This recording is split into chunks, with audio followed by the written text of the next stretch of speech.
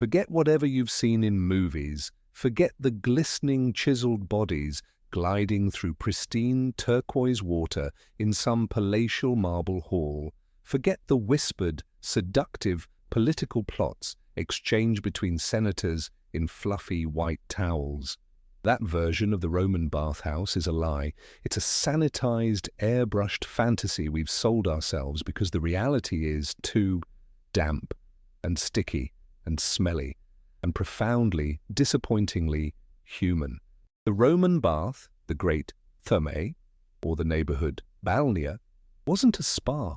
It was a public toilet that you happened to swim in. It was a cesspool of social anxiety, a gymnasium for grunting exhibitionists, a fast food joint, a dive bar, and a grimy, transactional brothel all crammed into one steaming, echoing, poorly lit building. It was the absolute nexus of Roman life, which is to say, it was the nexus of their filth, their hypocrisy, and their desperation.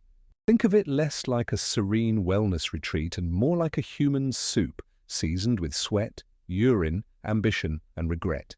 The grand idea of salus per aquam, health through water, was a brilliant piece of marketing, but the product itself, it was a lukewarm stew of every single person in your neighborhood's bodily fluids and shed skin. We're going to wade into that soup tonight. We're going to feel the grime between our toes and smell the ambition mingling with the armpits. We're going to peel back the myth of Roman hygiene and expose the festering, crawling, and shockingly relatable reality underneath. This isn't a story of serene philosophers contemplating the nature of the cosmos in a quiet, heated pool. This is the story of 1,000 sweaty, naked bodies crammed into a stone box, all desperately trying to get clean in water that was already hopelessly dirty. It's a story of status games played out on a stage of slick, algae-covered tiles where the cut of your pubis was as important as the cut of your tunic. It's a story of shame, lust, and the quiet horror of realizing the guy swimming next to you just let out a little something extra into the communal broth. Sound romantic? It wasn't. It was the peak of Roman civilization, and it was absolutely disgusting. We're all perverts here, right? We have a fascination with the grubby little secrets of the past, the parts they don't put on the museum placards. We want to know how people really lived, how they really smelled, and who they were really sleeping with. Well, tonight, you're in luck, because the Roman bathhouse is where all those answers float to the surface, usually next to a stray strand of hair and something unidentifiable. This is history, with all the uncomfortable bits left in. The parts that ooze and fester, the parts that would make your high school Latin teacher blush and then probably faint. We're not just looking at the architecture, we're looking at the biological and social sludge that filled it. But before we start oozing through the grime of the past, I need to know who's in quarantine with me. Tell me in the comments where you're isolating and what time it is. I want to picture your clean, modern surroundings before we get disgusting. Ready to feel sick? Let's begin. Imagine you're a man of middling status in 2nd century Rome. Let's call you Lucius. You're a merchant. Maybe you sell imported pottery, which means you have just enough money to be respectable, but not enough to be careless. The afternoon is winding down, the brutal heat of the forum is starting to bake the ambition out of you, and it's time. It's time for the baths. This isn't a decision you make lightly, like hopping in the shower. This is a strategic deployment. The preparation for this ritual of cleansing begins not with soap, but with anxiety. First, you have to assemble your gear. There's no locker room with convenient key fobs. You are responsible for your own security in a place that is by its very nature a thief's paradise. So you summon your slave. Let's call him Davis. Davis is your locker.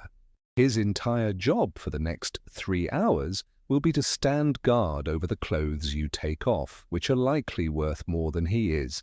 This is your first layer of stress. Is Davis reliable? Is he clever enough to fend off the professional bathhouse thieves, the notorious fures balneari? Or is he going to get distracted by a wager on a wrestling match and let some enterprising crook walk off with your only good wool tunic? You've heard the stories. Men of higher status than you have walked home naked or worse in a borrowed lice-infested rag, their dignity in tatters. So you give Davis a stern look, a threat wrapped in a command, and hope for the best. Next, your tools. You don't bring a bar of soap and a washcloth. You bring a set of strigils. These are curved metal scrapers, usually made of bronze or iron. They look like something you'd use to scrape barnacles off a ship, and their function is pretty similar. You'll also need a flask, an ampulla filled with oil. This is your soap. The quality of your oil is a direct advertisement of your social standing. The truly wealthy use expensive perfumed oils from Egypt. You, Lucius, can afford a decent Italian olive oil, maybe with a hint of rosemary to mask the fact that it's not the top shelf stuff. The poor sods, they use cheap, rancid oil or sometimes just animal fat. The smell of a poor man's oil is a stench of social failure that hangs in the humid air. So you pack your medium-grade oil, your set of 3 strigils, a large one for the torso, a medium for the limbs, a small, delicate one for the delicate parts, and maybe a pumice stone to work on the calluses you've developed from walking all over the city, chasing debtors. All of this is bundled up and handed to the long-suffering Davis. Then there's your own body. You conduct a quick private inventory. How do you look? Are you getting a bit paunchy around the middle? The bathhouse is a theatre of the flesh, and every flaw will be on display. Men were judged, brutally. The poet Martial, the great cynical observer of Roman life, was merciless in his descriptions of his fellow bathers. The old man with the saggy scrotum, the hairy man who looked like a boar, the skinny man with ribs like a rake. You might do a few quick flexes in the privacy of your atrium, sucking in your gut, trying to project an image of virility and health. Maybe you consider a quick trim. Depilation was common, though the methods were horrifying.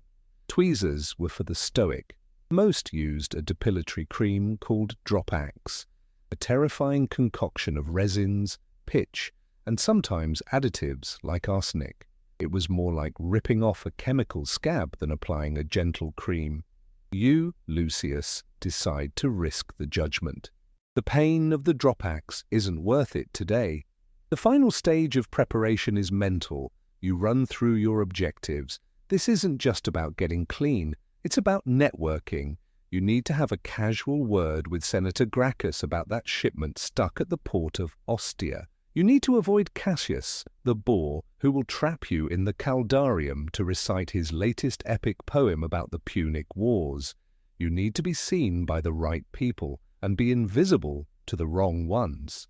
The bath is a social battlefield, and you're about to walk into it naked and unarmed save for your wits and your potbelly. You leave your home, Davis trailing behind with your bundle, and head into the street. The walk itself is part of the ritual. You are now a man on his way to the baths, a public declaration of your leisure and your adherence to Roman custom. You see other men, similarly equipped, all marching toward the same steamy, chaotic destination. There's a shared sense of purpose, a communal movement toward an act that is simultaneously a public duty and a private trial. You arrive, pay the small entrance fee, the quadrans, the smallest coin in circulation, and hand your clothes to Davis. The transaction is complete. You have paid for the privilege of entering this temple of filth and ambition. Now, naked and vulnerable, you step through the doorway, and the real experience begins. The moment you step inside the balnear, the sensory assault begins. It's not a gentle wave of warm, eucalyptus-scented steam. It's a punch to the face. The first thing that hits you is the sound. The architecture of the baths, all stone and tile and high vaulted ceilings, was designed to amplify, not dampen, noise. It's a roaring, echoing cacophony, a wall of human sound that is inescapable. You hear the rhythmic thwack, thwack, thwack of masseurs slapping the flesh of wealthy patrons, their hands slick with oil. You hear the grunts and shouts from the palestra, the attached outdoor gymnasium where men are wrestling, lifting crude weights, or playing a violent ball game called harpastum. Their sweat-soaked bodies are just a prelude to the filth they're about to bring into the pools. You hear the constant grating scrape of hundreds of strigils against skin, a sound like a legion of men sharpening knives on leather. Above it all, there's the chatter. Not quiet gossip, but loud, booming conversations. Business deals are being yelled across the tepidarium. Insults are hurled. Bad jokes are told to an audience that is literally captive. And somewhere, in a corner, a deluded poet is reciting his work at the top of his lungs, his voice echoing off the damp marble, trying to find a patron among the naked, indifferent crowd. Seneca the Younger, a man who actually lived above a bathhouse, wrote letters complaining about the noise, and he described it as a form of torture. He heard the grunts of weightlifters, the hissing and wheezing of men out of breath, the sharp crack of the masseur's hand, the shouts of the ball game scorekeeper, and the hair plucker who, to advertise his services, would shriek in a high-pitched voice, only pausing to make his customer shriek as well. Then the smell hits you. It's a complex, layered bouquet of human existence at its most pungent. The foundation is the rank, animal smell of stale, unwashed sweat, clinging to the humid air like a shroud. On top of that, you have the sharp, acrid tang of urine, because while the baths had latrines, they were often far away, and a warm pool corner was so much more convenient. Then comes the desperate attempt to mask the horror. Clouds of cheap, cloying perfume from the dandies, mingling with the slightly rancid smell of the low-grade olive oil used by the masses. There's the sulphurous, metallic odor from the hypocaust system, the underground furnace that heated the rooms and water, its smoke inevitably leaking into the main chambers. And underneath it all is the damp, fungal scent of a place that is never truly dry, the smell of mildew and algae and rot growing in the cracks between the tiles. The environment itself is a character, and a malevolent one at that. Forget the pristine white marble of your imagination. The walls are streaked with grime, the residue of smoke and human contact. The mosaic floors, depicting glorious scenes of gods and heroes, are slick with a film of spilled oil, shed skin, and God knows what else. They are treacherous, a broken hip waiting to happen. The light is dim, filtering through high, small windows that are often covered in grime, or provided by smoky, flickering oil lamps that do little more than illuminate the thick, hazy air. The pools themselves are the centerpiece of the horror. The water is not a clear, inviting blue. It is a murky, lukewarm broth. Pliny the Elder, a man who documented everything, noted that people believed the ideal bathwater was oil-like in its consistency. That oil was a suspension of everything that came off the human body: dirt, sweat, flakes of skin, loose hairs of every length and color, and, most disgustingly, the slurry of oil and filth scraped off by the strigils, which was often just flicked into the nearest pool or onto the floor. This was pre-chlorine. The water was changed at best once a day. For most of the afternoon, you were simply marinating in the accumulated filth of hundreds of your fellow citizens. The tools of the trade were scattered about, adding to the sense of danger and decay. A rusty strigil left on a bench, a cracked pottery flask leaking cheap oil onto the floor, the depilatory stations with their foul-smelling chemical pastes and stained cloths, the vendors selling snacks, sausages, pastries, and cheap, watered-down wine, their stalls adding to the general mess, with discarded food scraps trodden into the muck on the floor. This environment was the great equalizer and the great divider. Everyone, from the senator to the shoemaker, was subjected to the same fundamental filth. But the environment also reinforced the power dynamics. The wealthy could afford to have their slaves carve a path for them, to lay down clean towels on the grimy benches, to form a protective circle around them in the crowded pools. For you, Lucius, there is no such luxury. You must navigate this treacherous landscape on your own, your bare feet slapping against the slick, foul floor. Every surface you touch, every breath you take is a reminder that you are part of a teeming, messy, and deeply unsanitary public. The grand architecture was just a beautiful container for a very ugly reality. In this steaming, naked amphitheater, power was the only garment that truly mattered. The Roman bathhouse was a brutally clear stage for the city's rigid social hierarchy, a place where status was performed with blunt, unapologetic force. The authority figures weren't just the officials who ran the establishment, they were the wealthy, the powerful, and the socially connected who treated the baths as their personal court. At the top of this food chain was the patrician, the senator, or the obscenely wealthy equestrian. He doesn't just arrive, he makes an entrance. He is preceded by a retinue of slaves, a human shield that carves a path through the throng of lesser bodies. One slave carries his impossibly expensive perfumed balsam oil. Another carries his strigils, perhaps made of silver or even ivory. A third carries a stack of fluffy, imported linen towels. These slaves don't just carry things, they are walking billboards for their master's wealth and importance. They clear a space for him on the benches, shooing away men like you, Lucius, with a look or a shove. They form a protective cordon around him in the pool, ensuring that no commoner's unscrubbed flesh accidentally brushes against his.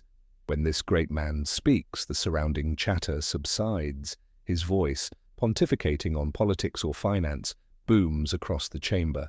He is not just bathing, he is holding court. Men of lower status, like you, will angle for a moment of his attention, a casual nod that could mean a business contract or a political favor. You might try to position yourself near his entourage, hoping to overhear a useful piece of information, all while trying to look nonchalant, as if you belong in his orbit. It's a humiliating, high-stakes game of proximity. The hypocrisy of these men was staggering.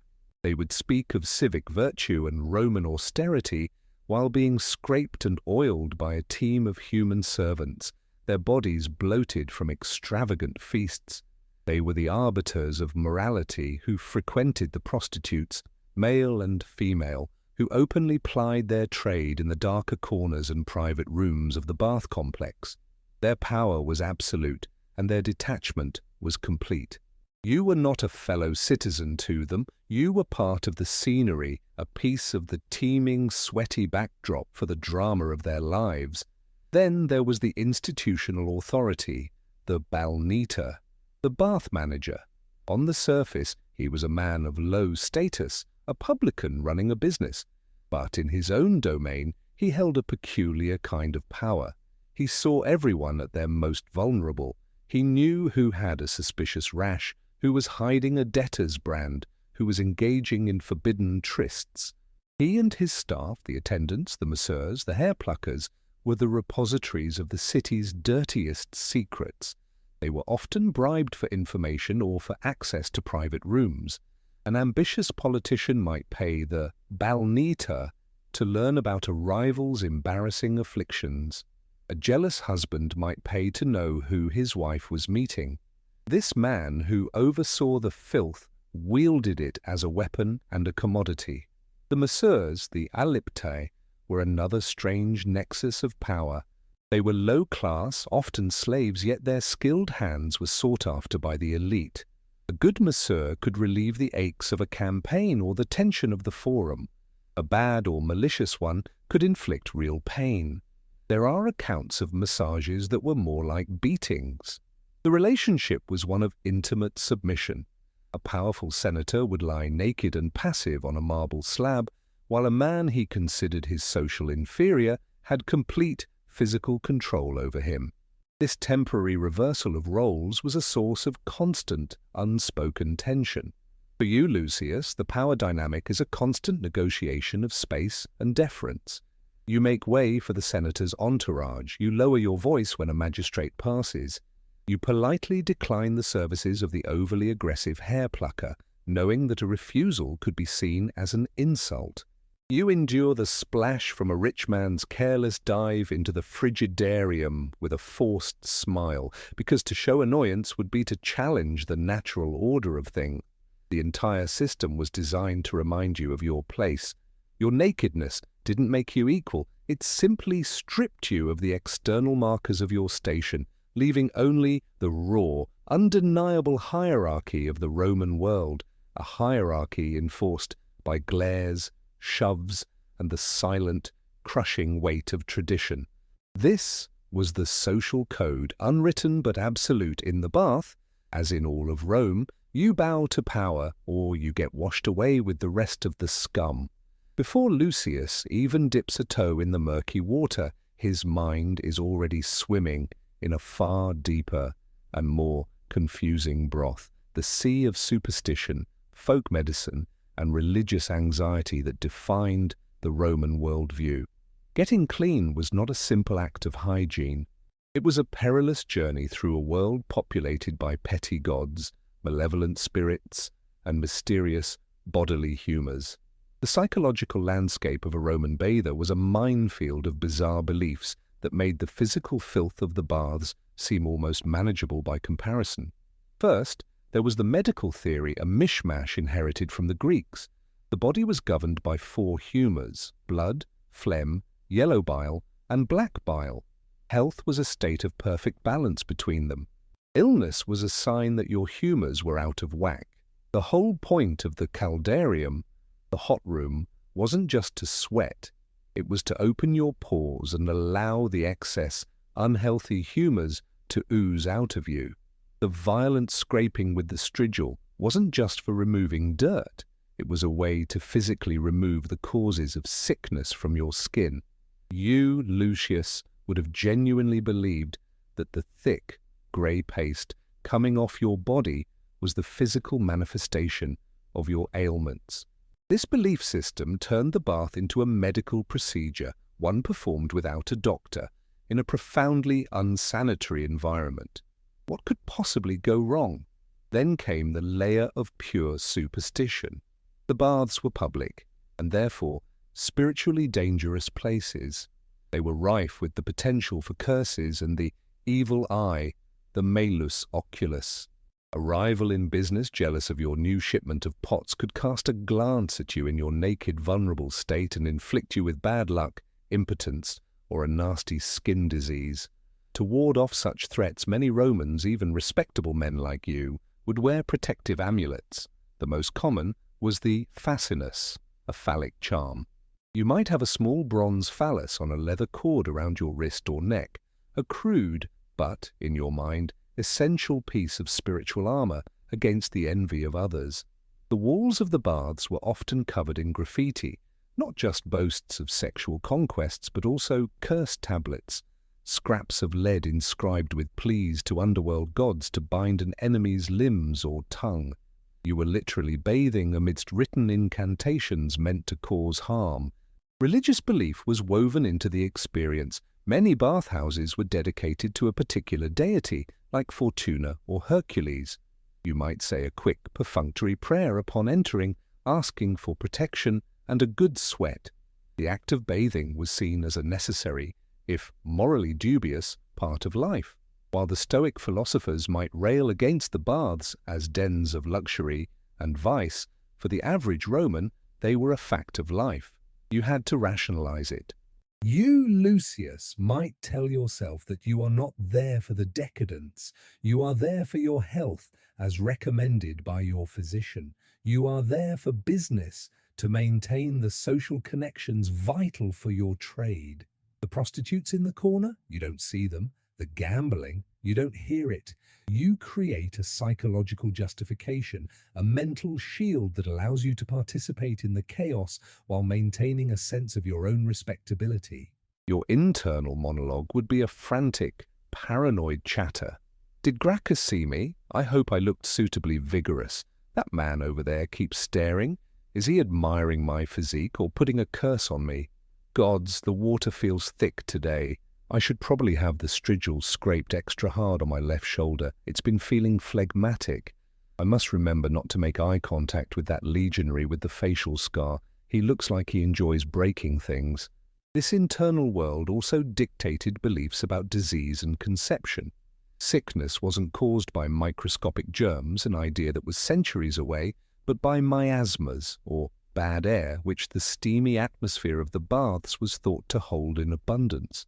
Or it could be a punishment from the gods for some transgression. As for sex, the beliefs were equally strange.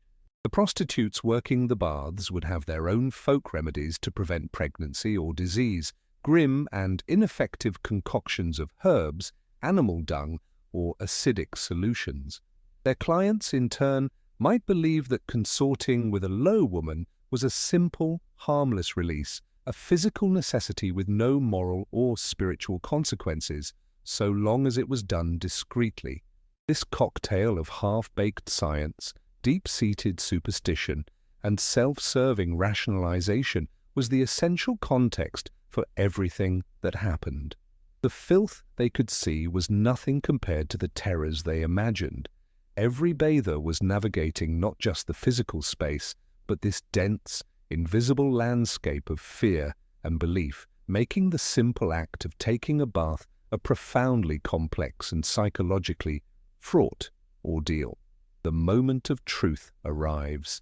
Lucius, having navigated the social minefield of the changing area, the apoditerium, and survived the gauntlet of noise and smells, finally stands at the edge of the tepidarium, the warm pool. This is the first point of contact, the initial immersion.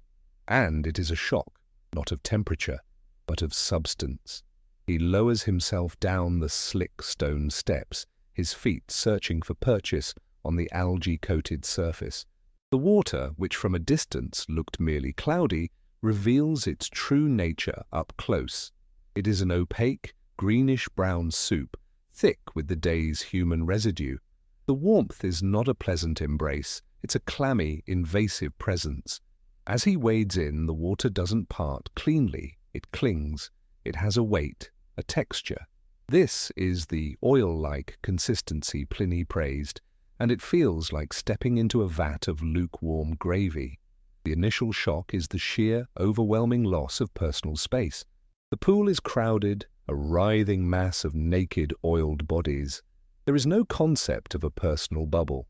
His leg brushes against the hairy, calloused calf of a soldier. His arm bumps the soft, fleshy back of an overweight senator. A stranger's elbow digs into his ribs. He is immediately intimately pressed against dozens of other men, their sweat and oil and dirt now mingling with his own in the communal solvent of the pool. He tries to find a small space to stand, to acclimate, but the current of bodies is constantly shifting. Someone behind him lets out a loud, wet fart, the bubbles rising to the surface a few feet away, a common and uncommented upon occurrence. The sound echoes slightly, a small, vulgar trumpet blast in the general symphony of chaos. Lucius grimaces but says nothing. To complain would be a social blunder, an admission that you are too delicate for the realities of public life. All illusions of control are now gone. In the forum, in his shop, even in the street, Lucius has a degree of agency. He can choose where to walk, who to speak to. Here, he is just another piece of meat in the stew.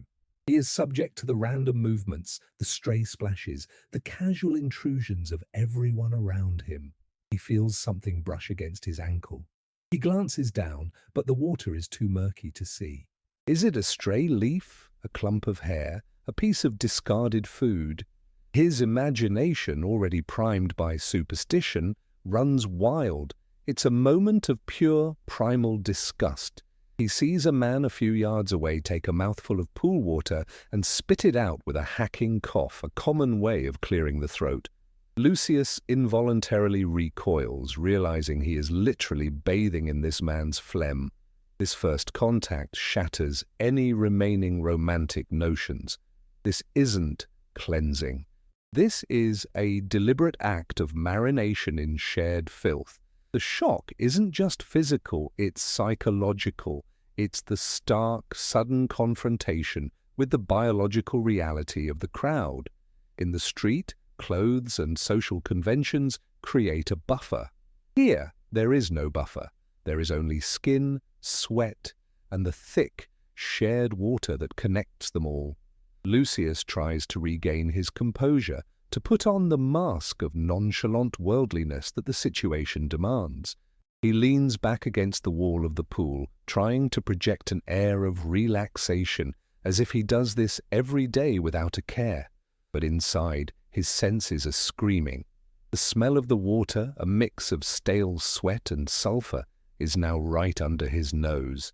The feeling of the grime suspended in it is a constant, tactile reminder of where he is. This is the gateway to the rest of the experience, the entry-level horror. From here, it only gets hotter, closer, and more intense.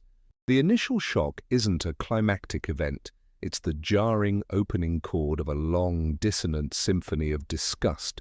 Having survived the initial plunge, Lucius is now committed. He is part of the human soup, and the only way out is through.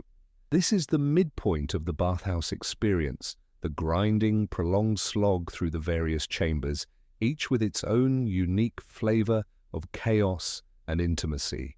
This is not about a single moment of shock, but the sustained, mounting pressure of the environment, a deep dive into the anatomical and grotesque heart of the Roman bath. He moves, or is rather carried by the slow current of bodies, from the tepidarium to the caldarium, the hot room. The transition is like walking from a sauna into a steam-filled boiler room. The air is so thick with hot, wet vapor that visibility drops to a few feet. The temperature soars. The noise becomes more muffled and intense, the echoing shouts now joined by the gasps and wheezes of men struggling in the oppressive heat. The caldarium is the engine room of the bathhouse's so-called cleansing process. This is where the real work and the real horror happens. Lucius finds a spot on a marble bench, the stone so hot it's almost painful to the touch.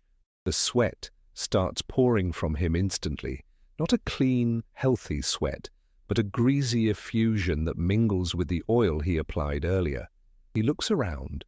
Through the swirling steam, he sees figures in various states of bodily maintenance. A man is hunched over, his slave vigorously scraping his back with a strigil. The motion is not gentle or therapeutic. It is harsh, repetitive, and loud. With each downward scrape, a thick, grey-black paste of oil, sweat, dirt, and dead skin is removed. The slave flicks this foul slurry onto the floor with a casual, practiced motion where it joins the accumulated muck that makes the tiles so treacherous. Lucius watches, fascinated and repulsed. The floor of the caldarium is a palette of human residue, a Jackson Pollock painting of grime. This is where the anatomical comedy unfolds. Bodies, stripped of all artifice, are just meat. Lucius sees the vanity and the decay side by side. A young, muscular athlete stands proudly flexing for an unseen audience, while next to him an old, wealthy merchant sits slumped, his skin hanging in loose folds, his belly resting on his thighs. The great Roman orator, Hortensius, was famously said to have sued a man who jostled him in a narrow passage on the way out of the baths, complaining that his carefully arranged toga had been disturbed. That same man, moments before, had been a naked, sweating creature, his sagging flesh on display for all to see. The hypocrisy is thick enough to taste, mingling with the steam. Now it's Lucius's turn. He signals to Davis, who has followed him in, and hands him a strigil. He stands and leans forward, bracing himself against the wall. The scraping begins. It's a painful, abrasive process. The bronze edge of the strigil is sharp, and a clumsy slave could easily nick the skin. Lucius grits his teeth as Davus works, the grating sound seeming to echo inside his own skull. He feels the foul paste being scraped from his body, a tangible shedding of the day's filth. It is satisfying and disgusting in equal measure. He is being cleaned, but the process itself is deeply unclean. This intimate, grimy procedure is happening in full public view. There is no privacy. His body, his dirt, his discomfort, it's all part of the public spectacle. This is also the prime location for business and social interaction. A senator might be getting a massage on a nearby slab, his grunts of pain punctuating his pronouncements on tax policy. Two merchants might be haggling over the price of grain, their voices raised to be heard over the din, their bodies slick with sweat and oil. It's a surreal fusion of the boardroom and the boiler room. Lucius remembers his goal, to speak with Senator Gracchus. He scans the hazy room, his eyes stinging from the sweat and steam. He spots him near the hot water plunge pool, the labrum. Lucius begins to navigate his way across the slick floor. A perilous journey. He has to step over discarded strigils, around puddles of who knows what, and through clusters of gossiping men. This is the slog. It's not a quick, efficient process. It's a slow, messy, and often frustrating ordeal.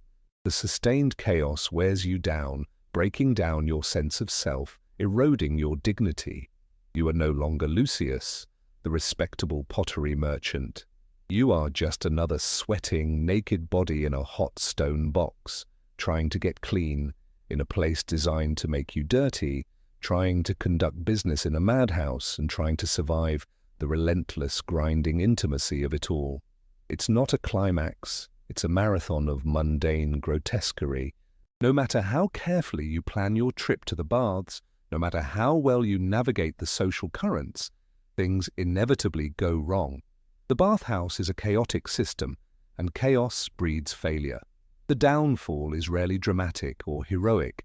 It's almost always anticlimactic, humiliating, and deeply, personally awkward. For Lucius, the carefully constructed edifice of his bathhouse mission is about to crumble in the most mundane way possible. Having endured the strigil scraping, Lucius finally spots his target, Senator Gracchus, holding court near the labrum. This is his moment. He has his opening line rehearsed. He will be witty, deferential, and brief. He takes a deep breath, pastes a confident expression on his face, and takes a step forward. His bare foot comes down not on tile, but on a freshly discarded gob of strigil slurry, that signature blend of oil, sweat, and human grit. His foot shoots out from under him. For a split second he is airborne, a flying naked merchant in the steam. He flails, his arms pinwheeling uselessly. He does not land with a heroic thud. He lands with a wet, undignified slap, his side crashing against the grimy floor, followed by a sickening crunch as his elbow hits the corner of a marble bench. A collective grunt, half pity, half amusement, ripples through the nearby bathers. Senator Gracchus glances over, a flicker of annoyance on his face at the disturbance, before turning back to his sycophants. Lucius's moment is not just lost, it has been spectacularly squandered. Pain shoots up his arm. He tries to scramble to his feet, but the floor is impossibly slick. He's like a newborn fawn on ice, all splayed limbs and wounded pride. Davus rushes to his side, helping him up. The humiliation is a physical presence, hotter and more oppressive than the steam. His entire side is smeared with the filth he landed in, his elbow is screaming, and he's fairly certain something is broken or at least badly sprained. The downfall is complete. He has not only failed to speak to the senator, he has made a fool of himself in front of him. This is a common form of failure, the accidental and the clumsy. But there are others. Consider the intellectual downfall. A poet convinced of his own genius decides the Caldarium is the perfect venue for a debut reading of his new epic. He stands on a bench, clears his throat, and begins to declaim his verses. The first few lines are met with silence, then a cough, then a loud, deliberate splash from the plunge pool. Soon the background noise swells to actively drown him out. Men turn their backs. The masseurs slap their clients with extra vigor. The poet's voice cracks, he falters, and then gives up, slinking away in shame, his magnum opus defeated by a wall of profound indifference. Or there's the social downfall. A man, perhaps a bit drunk on the cheap bathhouse wine, misjudges the social hierarchy. He approaches a group of high-status individuals, claps a man he barely knows on the back, and tells a crude joke. The joke lands with a dead thud. The men stare at him with cold contempt. He has overstepped. He has breached the invisible wall of status. He will be ostracized, his reputation tarnished by this single, foolish act of familiarity. His social climbing has ended in a long slide down into irrelevance, and of course there is the most common downfall of all, theft. While Lucius is writhing on the floor, nursing his elbow and his pride, a different drama is unfolding in the apoditerium. A young, ambitious thief has been watching Davus, Lucius's slave. He sees his opportunity when a fight breaks out between two wrestlers, drawing everyone's attention.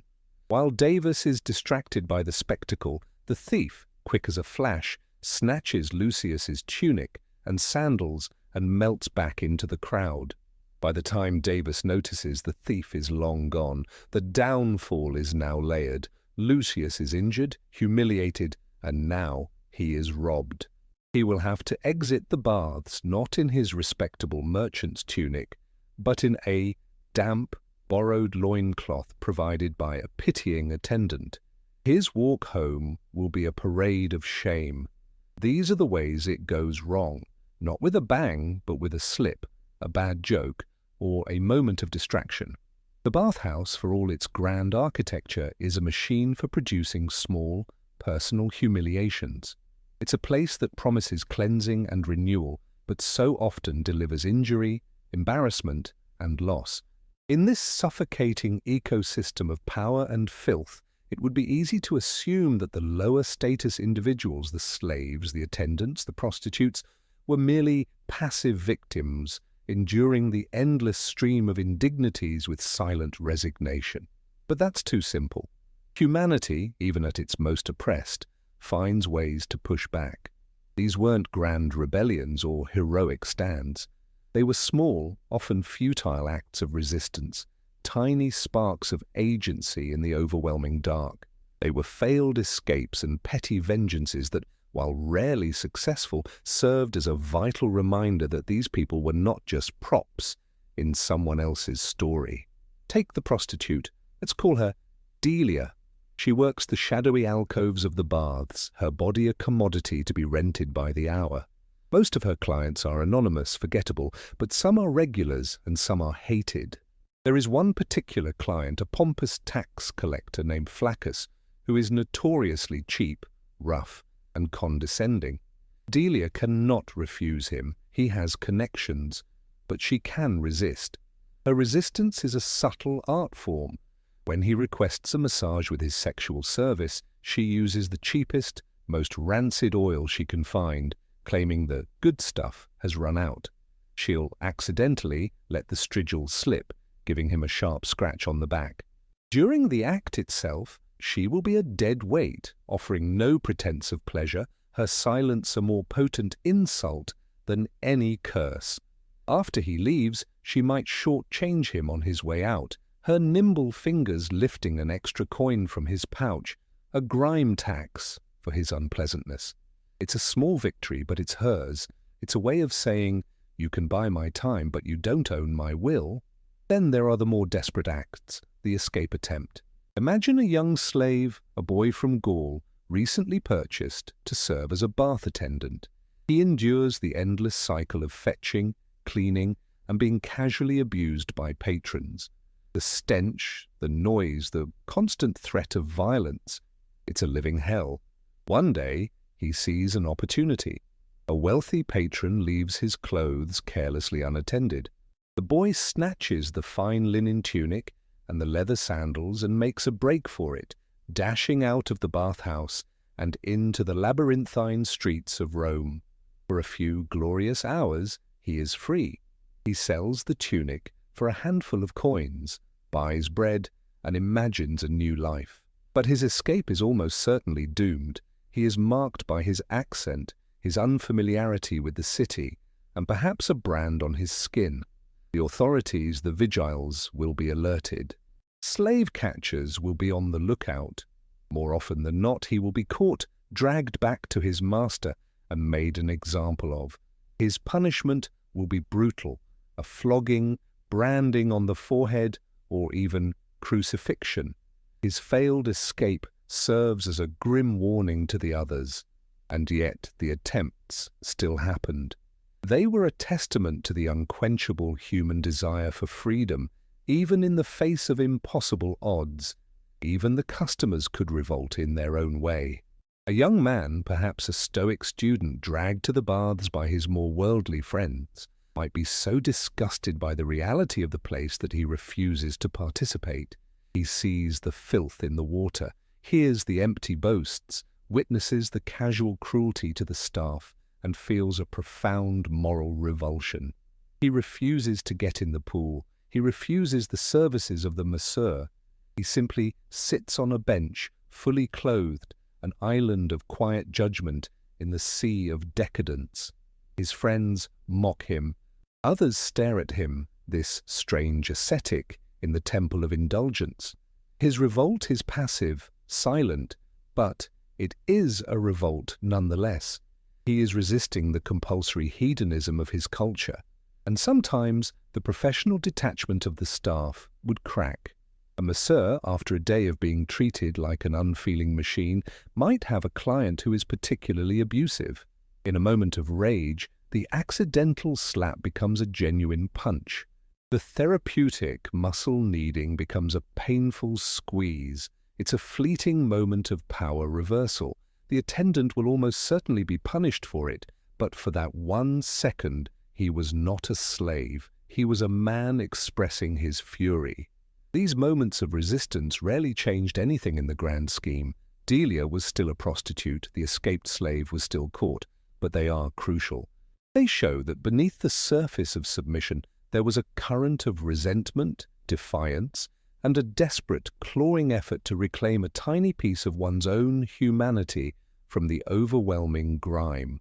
Just when you think the bathhouse experience has reached its peak level of chaos and disgust, the universe often decides to throw in a wild card. This is the unexpected element, the complicating factor that takes the standard, grinding misery and escalates it into something truly memorable, something far worse, weirder, or more dangerous.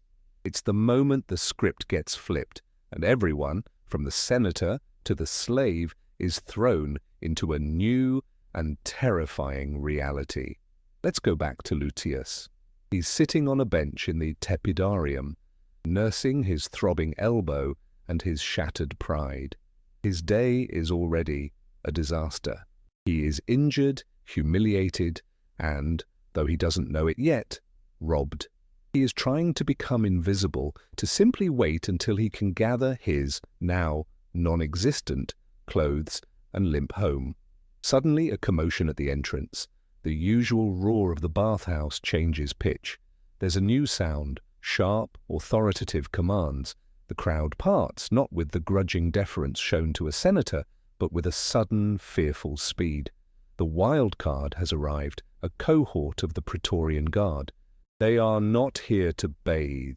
They are in full armor, their helmets gleaming in the dim light, their swords at their hips. They stride into the humid, naked space like wolves entering a sheep pen.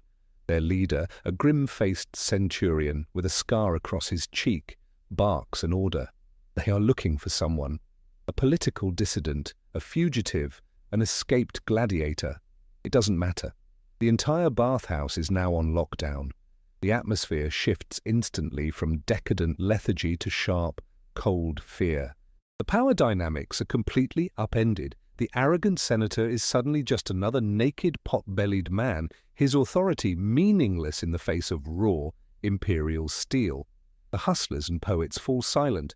Everyone is a potential suspect. The soldiers, with undisguised contempt for the scene before them, begin their search. They shove men aside, their armored gauntlets rough against bare skin. They kick over benches. They peer into the murky pools, their faces masks of disgust. They are a brutal intrusion of the violent political reality of Rome into this supposed sanctuary of leisure. Lucius, terrified, tries to make himself smaller. Does he look suspicious? Does the grime on his side from his fall look like blood? Paranoia floods the chamber. Every whisper sounds like an accusation. The Praetorians grab a man who vaguely matches their target's description and drag him, kicking and screaming, from the pool. It's the wrong man, but they don't seem to care. The point is to create terror, to remind everyone where the true power lies.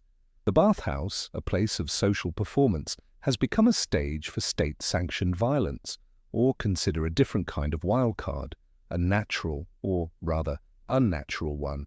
The hypocaust system, the network of tunnels and furnaces that heats the baths, is a marvel of engineering, but it is also a fire hazard run by overworked, under-supervised slaves. Imagine a fire starting in the belly of the building. At first, it's just an unusual amount of smoke seeping through the floor vents. The bathers cough, waving it away, but the smoke thickens, turning from grey to black. It stings the eyes, chokes the lungs. A cry of fire goes up. Panic erupts. The lethargic, naked crowd transforms into a stampeding herd of terrified animals. All social order dissolves. It's every man for himself. The senator shoves the shoemaker aside to get to the exit. Men slip and fall on the slick floors, trampled by those behind them. The narrow doorways become bottlenecks of screaming, crushing flesh. The once comedic scene of nakedness becomes a vision of hell. Men are burned, suffocated and crushed, their leisure turning into a horrific, undignified death. Another, stranger wildcard could be a religious one. Imagine a group of ecstatic cultists, worshippers of Cybele or some other mystery religion, bursting into the baths. They are not there to wash, but to perform a ritual. They are chanting, dancing, perhaps even self-flagellating their religious fervor, a stark, insane contrast to the mundane hedonism of the baths. They might try to baptize unwilling bathers, dragging them into the pools in a frenzy of divine madness. This isn't just a disruption, it's a clash of realities, the intrusion of the sacred, or profane, depending on your view, into the secular. The bathers, confronted with this display of wild, incomprehensible faith, are left scared, confused, and profoundly unsettled. This wildcard element serves to strip away the last veneers of normalcy. It reminds everyone that the bathhouse, for all its routines and rituals, is a fragile ecosystem. It can be shattered in an instant by the intrusion of politics, disaster, or madness, turning the familiar grinding chaos into something far more potent and deadly. For Lucius, huddled on his bench as the Praetorians ransack the place, the lesson is clear. There is no escape. The dangers of the outside world, the state, the gods, the very elements, can and will follow you, even into the supposed sanctuary of the steam and filth. The main event, whether it was the social networking, the cleansing ritual, or the violent disruption, is over. The Praetorians have dragged their suspect away, the fire has been put out, or the cultists have moved on. The sun is setting, and the crowds begin to thin. Now the bathhouse enters its final, and perhaps most revealing phase, the aftermath. This is the quiet, grotesque landscape left behind, a hollowed-out stage littered with the evidence of the day's performance. The tone is one of sheer exhaustion and bleak reality. As Lucius finally limps towards the apoditerium, the great halls that were once roaring with life are now vast, echoing caverns. The noise has died down to a few last lingering conversations and the drip, drip, drip of water from the ceilings. The dimming light from the high windows casts long, distorted shadows, making the familiar space seem alien and menacing. The air, no longer churning with steam and bodies, has settled. The smells have stratified. The sharp tang of urine is more pronounced in the corners. The cloying scent of cheap perfume hangs in stagnant clouds. The underlying odor of damp and mildew seems to reclaim its territory, a fundamental stench of decay that the day's frantic activity had only temporarily masked. The true state of the pools is now visible. The water, no longer agitated by hundreds of bodies, has become still. A greasy, iridescent film of oil and scum has risen to the surface, shimmering grimly in the fading light. Underneath, the water is a cloudy brown mess. You can now see the sediment at the bottom, a grim collection of hair, dirt, lost items, and things best left unidentified. A single, sad-looking sandal floats near the edge of the frigidarium. A broken strigil lies rusting in a puddle. The scene is one of post-party depression, a feeling of squalor and regret. This is when the clean-up crew, the lowest of the low, begins its work. These are the slaves whose existence was a perpetual cycle of other people's filth. They move through the empty halls like ghosts, their faces numb with fatigue. Their work is a form of triage. They begin by scooping the larger debris from the pools with long-handled nets, pulling up clumps of hair, discarded bandages and other flotsam. They start the long, arduous process of draining the pools, which will reveal the true horror of the day's accumulation on the bottom. Other slaves are on their hands and knees, scrubbing the slick floors, trying to remove the caked-on layers of oil and grime. The paste, scraped from hundreds of bodies, which was flicked casually onto the floors and walls, must now be scraped up and hauled away. It's a Sisyphean task. The place will never be truly clean. They are merely resetting the stage for tomorrow's performance of the same filthy play. In the changing rooms, the scene is one of minor looting and quiet desperation. Attendants search for any items left behind by careless patrons, a dropped coin, a hairpin, a piece of jewelry, small treasures in a world of poverty. They collect the discarded, foul-smelling towels and rags which will be washed in urine, a common bleaching agent, and reused tomorrow. This is the moment of bleak accounting. Lucius finally reaches the spot where Davis was supposed to be guarding his clothes. The spot is empty. Davis is there, his face a mask of terror. "Master," he stammers, "they're gone." The finality of the aftermath hits Lucius. He is not just injured and humiliated, he is stripped of his identity. His tunic, the symbol of his status as a citizen and a respectable merchant, has vanished. The attendant, with a mixture of pity and professional indifference, offers him a subligaculum, a rough linen loincloth that is damp and smells faintly of mildew. It is the uniform of a slave or a common laborer. Wearing it, Lucius feels the full weight of his downfall. He has entered the baths as a somebody and will leave as a nobody. The psychological fallout is immediate and crushing. The physical pain in his elbow is now secondary to the cold, hollow feeling of shame. He is one of the unlucky ones, a casualty of the bathhouse's casual chaos.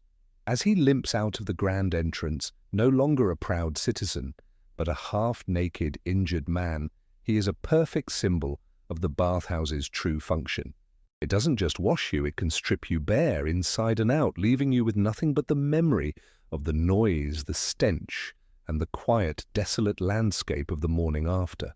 The physical filth of the baths can, in theory, be washed away. You can go home, use clean water from your cistern, and scrub your skin raw. But the psychological scars, the lingering trauma of the experience, are not so easily removed. They burrow deep, becoming a part of you, shaping your anxieties and coloring your perceptions long after the steam has cleared. For the survivors of the daily bathhouse ordeal, coping mechanisms were not a luxury. They were an absolute necessity for mental survival. Let's follow Lucius home. He doesn't walk. He skulks. The borrowed loincloth is a banner of his shame. Every glance from a passerby feels like a judgment. He avoids the main streets, taking the winding back alleys, his bare feet slapping against the cobblestones, his mind replaying the moment of his fall over and over again. The physical pain in his elbow is a constant, throbbing reminder of his humiliation. When he finally reaches his house, he doesn't feel relief, only a profound sense of contamination. The cleansing ritual has left him feeling dirtier than ever before. In the coming days, the trauma will manifest in small, corrosive ways. He develops a new layer of social anxiety. Will word of his fall get around the forum? Will Senator Gracchus remember him only as the clumsy fool who disrupted his conversation? He becomes jumpy, suspicious. A sudden noise makes him flinch. He finds himself obsessively checking his belongings, his trust in his slave, Davis, shattered. He might punish Davis brutally for the theft, not just for the loss of the tunic, but as a desperate attempt to reassert the control he so spectacularly lost. The physical consequences become a source of paranoia. His elbow swells up, the skin around it turning a lurid shade of purple and green. Every twinge sends a jolt of fear through him.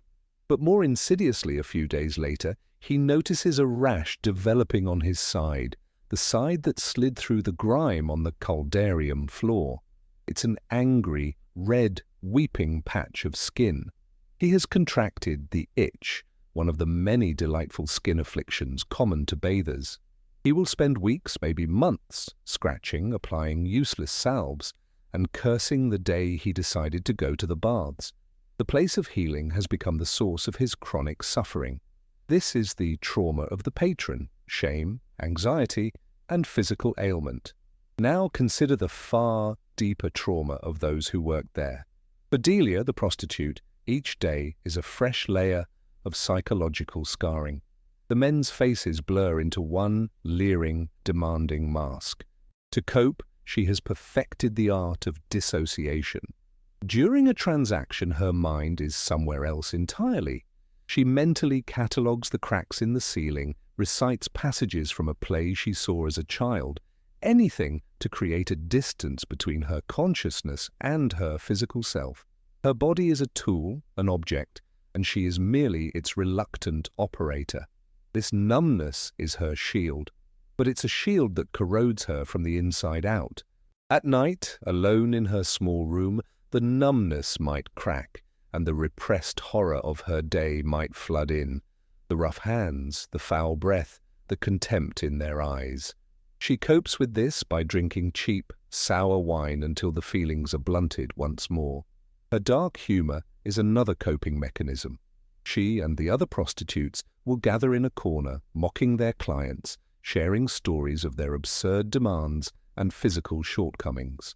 This cynical camaraderie is a form of group therapy, a way of turning their shared trauma into a weapon of ridicule. They are reclaiming a sliver of power by laughing at the men who exploit them. For the slaves, the trauma is one of constant, grinding fear and dehumanization. The bath attendant who witnessed Lucius's fall doesn't see a human being in pain. He sees a potential problem, a mess to be cleaned up, a disruption to the routine. He has been conditioned to suppress empathy because empathy is a liability. To survive, he has learned to see the powerful patrons not as men, but as forces of nature like storms or earthquakes, to be weathered and avoided. His coping mechanism is a profound emotional numbness, a learned indifference that is the only defense against the daily onslaught of casual cruelty. He finds solace not in hope, but in the bleak routine itself. The day will end, the filth will be scrubbed. Tomorrow will be the same. This predictability, however miserable, is a form of stability in a life that is otherwise completely out of his control. These psychological scars are the true legacy of the baths, the shame of the patron, the dissociation of the prostitute, the numbness of the slave. These are the invisible wounds that festered long after the physical ones healed or the stolen clothes were replaced. The bathhouse wasn't just a place that processed the body, It was a factory that manufactured trauma, churning it out with the same relentless efficiency as it churned out sweat and steam. The ripples from the stone thrown into the bathhouse pool spread far beyond its grimy walls, affecting the entire city in ways both visible and insidious. The daily microdramas of lust, ambition, and humiliation, when multiplied by the thousands of bathhouses across the Roman Empire, created macro consequences that shaped public health, the economy, and the very legal fabric of society. The bathhouse was not an isolated island of decadence. It was the beating, festering heart of the urban organism. The most immediate and devastating societal ripple effect was on public health. The Romans were brilliant engineers, but their understanding of disease was tragically flawed. The baths, with their warm shared water and lack of sanitation, were perfect incubators for a whole host of ailments. Roman medical writers like Celsus are full of complaints about the diseases that seemed to originate in the thermae. Skin infections were rampant, everything from fungal rashes and bacterial folliculitis, the bathhouse itch, to more serious conditions like impetigo.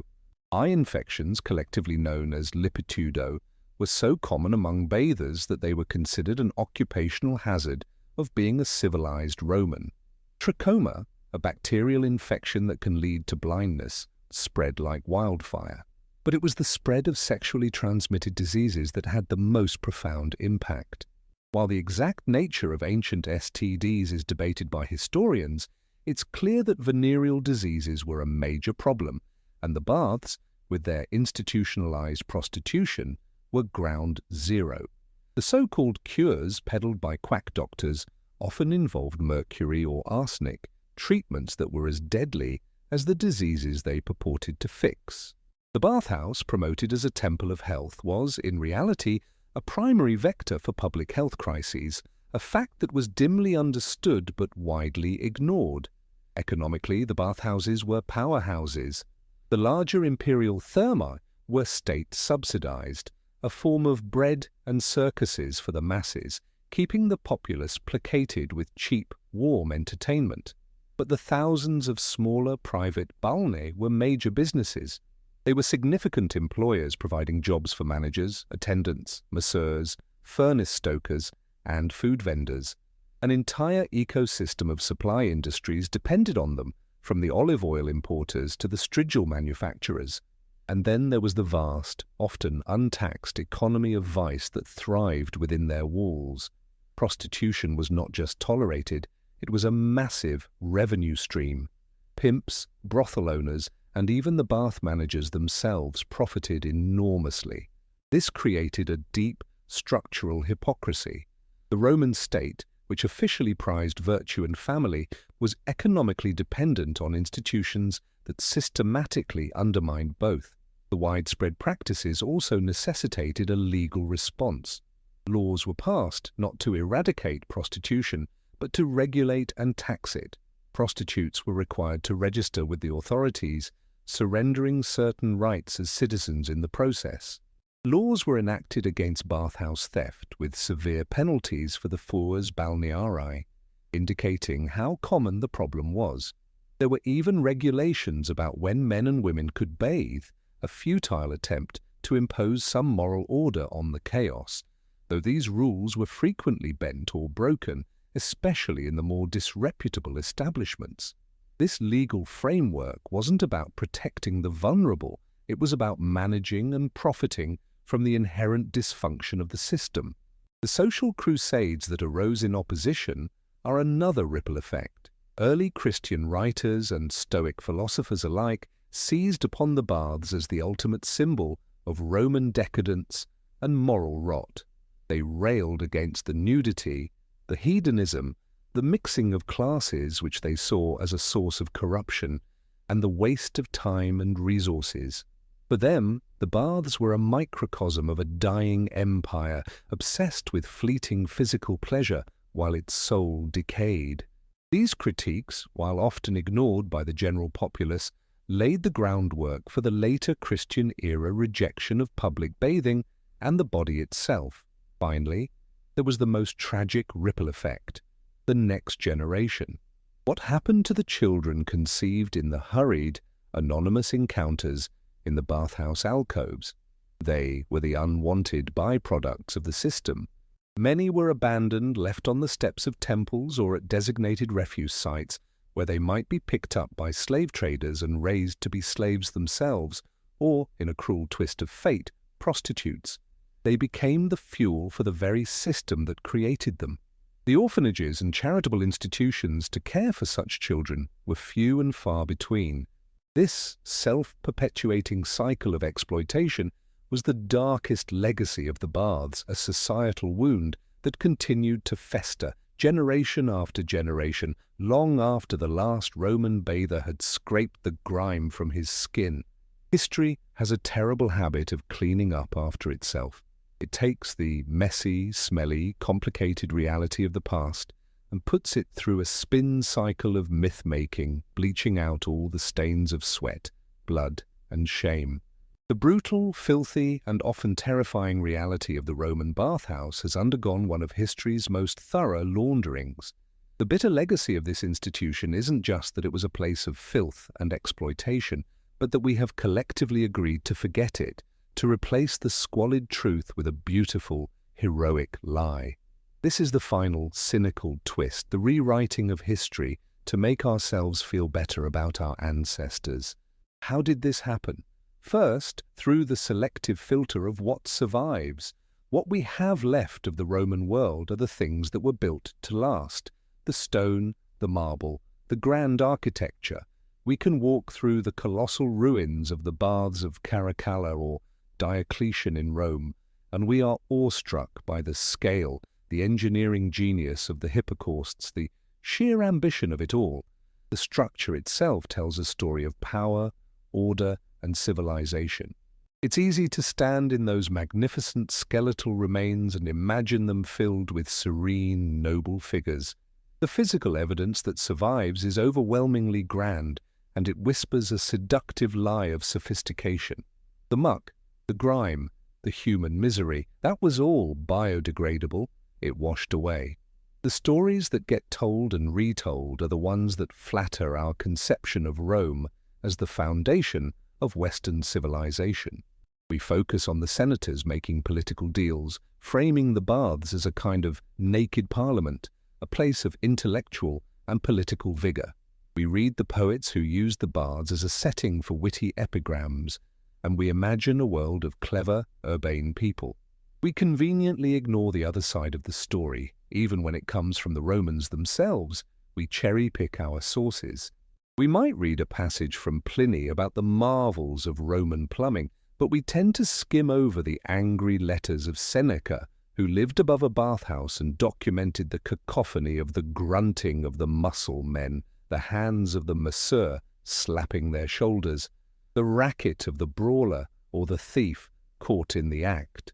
We ignore the satirist Juvenal, who wrote scathingly about the hypocrisy of moralizing philosophers who were seen in the baths after dark. We dismiss the countless curse tablets found in the drains of baths, physical proof that these were places of fear, envy, and malice. We prefer the propaganda to the reality. The process of rewriting this history began even in Roman times. The very act of building ever more lavish public baths was a form of state propaganda. It was a way for emperors to project an image of benevolent power, of providing for their people. Look, the massive structures seem to say, we have tamed water, we have brought health and leisure to all. This was a powerful narrative, a story of civilization conquering chaos. It was a lie then, and it's a lie now, but it's a compelling one. We have inherited that lie and embellished it. The Victorians, obsessed with their own civilizing mission and public sanitation projects, looked back at the Roman baths as a golden age of hygiene, conveniently ignoring the lack of soap and the communal filth. Hollywood and historical fiction have cemented this sanitized image, giving us scenes of steamy, erotic intrigue and philosophical debate, never the tedious, disgusting reality of 1,000 people trying to scrape themselves clean in a human petri dish. The bitter legacy, then, is this willful amnesia. We have scrubbed the historical record as vigorously as a Roman slave scrubbed his master's back, removing the uncomfortable truths to leave behind a smooth, polished, and utterly false surface. We've turned a place of profound social anxiety, disease, and exploitation into a symbol of wellness and civic grace. We tell ourselves this story because the alternative, that one of the greatest achievements of the greatest empire was essentially a warm, wet garbage dump full of naked, unhappy people, is just too bleak, too funny, and too much like us. So we've taken a long, hard swim through the sewer of history. We've established that the romantic myth of the Roman bath, that serene marble temple of hygiene and intellectual discourse, is a carefully constructed lie. The truth was a noisy, smelly, dangerous, and deeply anxious affair. It was a public stage for a society's obsession with status, its primitive understanding of health, and its bottomless capacity for hypocrisy. The grand bathhouse wasn't a symbol of a clean civilization. It was the magnificent, architecturally brilliant container for its collective filth. The lie we tell ourselves is that we are different, that we have evolved beyond such squalor. We look back at the Roman marinating in a lukewarm soup of his neighbor's sweat and oil, and we feel a sense of smug chronological superiority. We have chlorine, we have private bathrooms, we have germ theory, we are clean. But are we? The final brutal punchline is that we haven't escaped the bathhouse, we've just rebranded it. Think about the modern luxury gym. It's a temple to the self, a place where we go to perform our own version of health and status. We sweat on machines, our bodies on display, subtly, or not so subtly, judging the physiques of those around us. We wear specific brands of clothing, our modern-day equivalent of the expensive perfumed oil, to signal our place in the social hierarchy. We engage in our own strigil-like rituals, scraping our bodies with exfoliating scrubs and chemical peels, convinced we are purging ourselves of toxins. We take selfies, our modern-day equivalent of reciting poetry, to a captive audience, desperate for validation. The environment is still a theater of anxiety. Are we fit enough? Are we wearing the right thing? Are we using the equipment correctly? We share locker rooms, saunas, and pools, trusting in a chemical solution to protect us from the biological reality of hundreds of other sweating, shedding bodies. We tell ourselves it's about wellness, but for many it's about public performance and the desperate pursuit of a physical ideal, all while low-wage workers, the modern-day bath slaves, move invisibly in the background, wiping down our sweat and cleaning our messes. Or consider the all-inclusive resort, our modern thermae. We pay a premium to be enclosed in an artificial paradise, to engage in state-sanctioned hedonism. We swim in pools where the cheerful blue water masks a chemical soup and the unspoken contributions of hundreds of other guests. We consume endless food and drink, participating in a ritual of excess, all while being served by a staff whose reality is a world away from our vacation. We have simply replaced the fear of the evil eye with the anxiety of the bad review, and the dread of being robbed of our tunic with the fear of having our Instagram post not get enough likes. We've just gotten better at hiding the filth. So the next time you're in a crowded public space designed for leisure, a gym, a spa, a public pool, a resort, just take a moment. Look past the clean surfaces and the pleasant smells. Listen closely. Can you hear the faint, echoing whispers of the bathhouse, the grunts, the boasts, the anxieties, the quiet desperation? We haven't changed.